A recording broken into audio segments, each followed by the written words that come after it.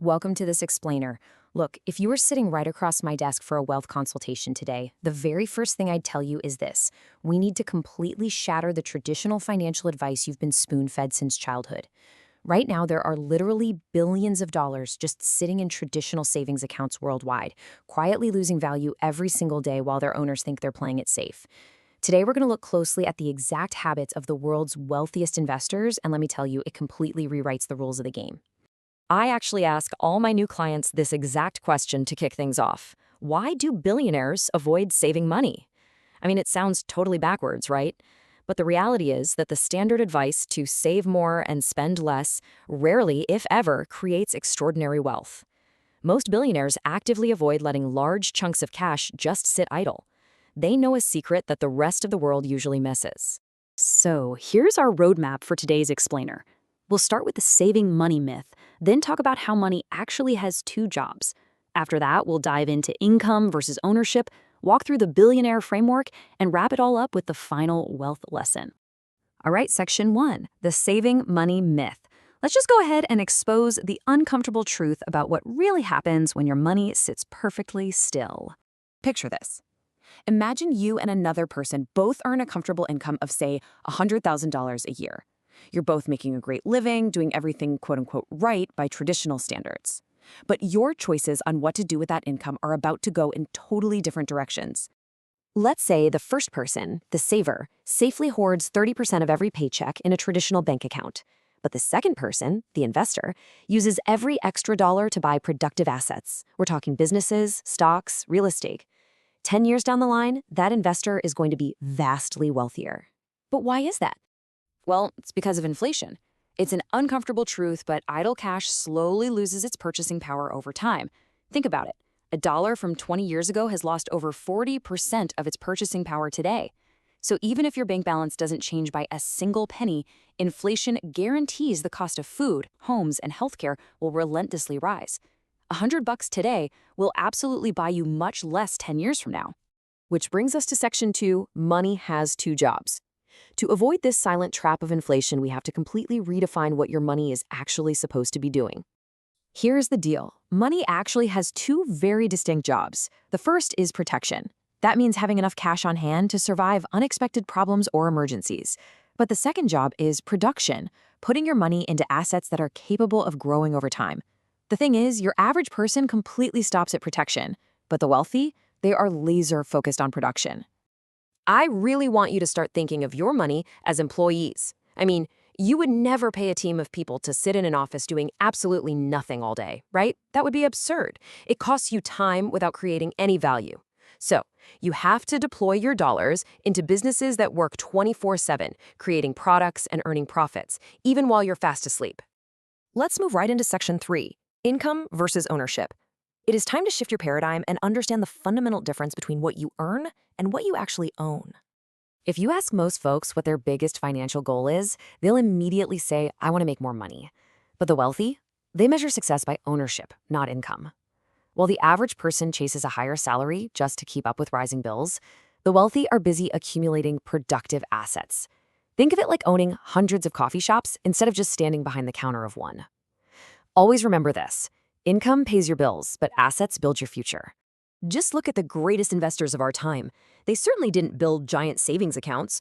Warren Buffett doesn't just buy stock symbols, he buys pieces of real long-term businesses. Jeff Bezos didn't hoard Amazon's early profits, he aggressively deployed them right back into tech and logistics for long-term dominance. And Elon Musk literally risked his entire PayPal fortune on Tesla and SpaceX. To them, money was never the destination, it was simply the fuel. Because of how we're all conditioned, the average earner constantly asks this basic question: how much money do I have? But honestly, as a financial advisor, I have to tell you, asking this severely limits your financial potential to whatever happens to be sitting in your checking account today. Instead, I need you to start asking this: how many assets are producing money for me right now? Because the moment your focus shifts from earning to owning, every single financial decision you make starts to look radically different. Buying a quality business or learning a valuable skill suddenly becomes way more exciting than just upgrading your lifestyle. Now that we've shifted that mindset, let's look at Section 4, the Billionaire Framework. This is the actionable master plan my wealthy clients use to decide exactly where every single dollar should go. Here is the exact 5-step blueprint for building a fortune. Step 1, consistently pay yourself first. Step 2, build an emergency reserve. Step 3, buy productive assets. Step 4, be incredibly patient. And Step 5, ignore the noise. Let's zoom in on steps 3 and 5 for a second, because that's where most people tend to stumble. When you reach step 3 and start buying assets, you can't think like a gambler and ask how much money you can make right this second. You really have to think like a business owner and ask, what actually creates lasting value? That single question changes everything about what you choose to invest in over a 10, 20, or 30-year horizon. And regarding step 5, ignoring the noise, it is absolutely crucial to remain disciplined when the market is testing your emotions with trending hypes. Things like .com stocks, crypto, or meme stocks. The real challenge isn't identifying exciting new tech, it's remaining rational when everyone else is acting completely emotional. History consistently shows us that markets reward patience far more often than excitement. All right, that brings us to our last stop, Section 5, the final wealth lesson. Let's look at the foundational truths that tie this entire strategy together. First up is the sheer, undeniable power of compounding. Honestly, watching compounding at first is kind of like watching paint dry. Progress is going to feel painfully, almost invisibly slow. But if you hold out and stay patient, compounding takes over, returns earn returns, then growth aggressively accelerates, and suddenly your assets are working harder than you ever could on your own. The second truth is all about avoiding a massive mistake, confusing looking rich with actually being rich. Every single dollar has a choice. It can buy a lifestyle today, luxury watches, exotic cars, designer clothes, or it can buy an asset that eventually pays for that lifestyle. The first option feels great today, for sure, but the second option actually buys you freedom and changes your life tomorrow. Becoming wealthy isn't about discovering some magical overnight investment. That is a complete myth. It's simply about repeating intelligent decisions consistently for years. Save with a purpose, invest with absolute discipline, own productive assets, stay incredibly patient, and above all, think independently. I want this core concept firmly planted in your mind as we wrap up our session today. The people who build lasting wealth don't think differently just because they're rich. They became rich because they learned to think differently.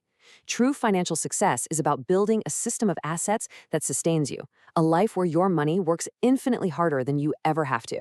So, instead of asking how much money you should save, I challenge you to look at your next paycheck and ask the one provocative question that separates those who simply earn an income from those who build lasting wealth.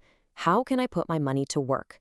Because once you start building your own army of dollar employees, you're going to wonder how deep this rabbit hole really goes.